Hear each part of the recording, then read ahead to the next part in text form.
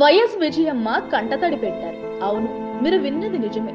దివంగత నేత మాజీ సీఎం వైఎస్ఆర్ 75వ జయంతి వేడుకలలో ఆయన సతీమణి కంటతడి పెట్టుకున్నారు. కుమారుడిని చూసి కన్నీరు కార్చేశారు. ఇది నటన కాదు, ఏదో మీడియా ముందు సింపతి కోసం జాలువారిన కన్నీరు కానే కాదు.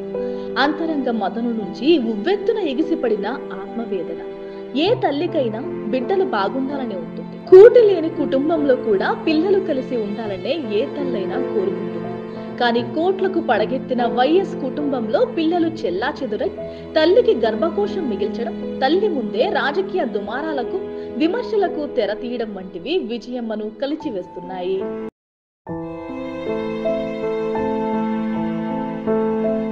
వైఎస్ జగన్ షర్మిల వాళ్ల తల్లికి కన్నీరు మిగిల్చారని తెలుగు రాష్ట్రాల ప్రజలు అంటున్నారు. షర్మిల మొన్నటి వరకు తెలంగాణ రాజకీయాల్లో ఉండి గత ఎన్నికల సమయానికి ఏపీ రాజకీయాల్లో కాంగ్రెస్ పార్టీ అధ్యక్షురాలిగా పట్టాలు చేతపట్టి సొంత అన్నపైనే తిరుగుబావుట ఎగురవేశారు. అప్పటికి వైసీపీ అధినేత జగన్ షర్మిలను ఏమాత్రం విమర్శించకుండా తన పని తాను చేసుకుంటూ వెళ్లారు. అయితే విజయమ్మ మాత్రం కుమారుడు కుమార్తె మధ్య నలిగిపోతూ నరకం అనుభవించారని వైఎస్ఆర్ జయంతి రోజునే అర్థమైంది.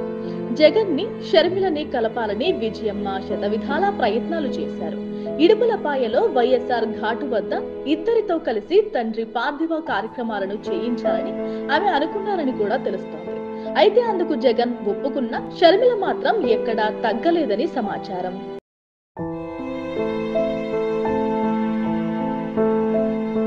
పైకి గంభీరంగా ఉన్నప్పటికీ విజయమ్మలో ఆత్మ ఎంత ఆవేదన చెందుతోందో వైఎస్ రాజశేఖర రెడ్డి సమాధి సాక్షిగా ఆమె పెట్టుకున్న కన్నీటిని ప్రత్యక్షంగా చూసిన వారికి తెలుస్తోంది.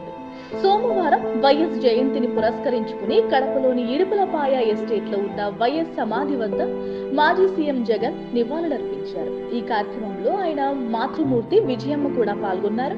తొలుత ప్రార్థనలు చేశారు. అనంతరం కొద్దిసేపు మౌనం పాటించారు.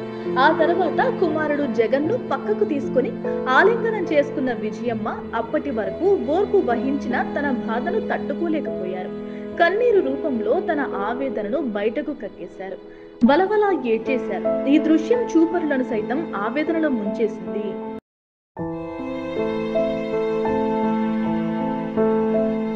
మొత్తంగా చూస్తే కుమారుడు అధికారం కోల్పోయాడన్న ఆవేదనతో విజయమ్మ బాధపడ్డారా, లేక సోదరి వర్సెస్ సోదరుడు మధ్య జరుగుతున్న రాజకీయ సమరాన్ని తాను చూడలేక ఆవేదన చెందుతున్నారా? రెండూ కారణాలై ఉండొచ్చు. కానీ ఈ వయసులో ప్రశాంతత లేని కుటుంబం కూడా ఆమెను మరింత ఆవేదనకు గురి చేస్తుందనే వాస్తవం. కడుపున పుట్టిన ఇద్దరు పిల్లలు రాజకీయ కీచులాటల్లో తారాస్థాయికి చేరుకోవడం, మొండిగా ముందుకు సాగుతూ ఉండడం వంటివి విజయమ్మను తీవ్ర స్థాయిలో రోదనకు గురి చేశాయన్నది వాస్తవం. మరి ఈ తగువు ఎందుకు, ఎవరి కోసం? ఇది ఇప్పుడు విజయమ్మ ఆవేదనను కన్నీటికి కారణమై ఉండొచ్చు. ఏదైనా ఈ సమస్యకు కాలమే పరిష్కారం చూపాలి.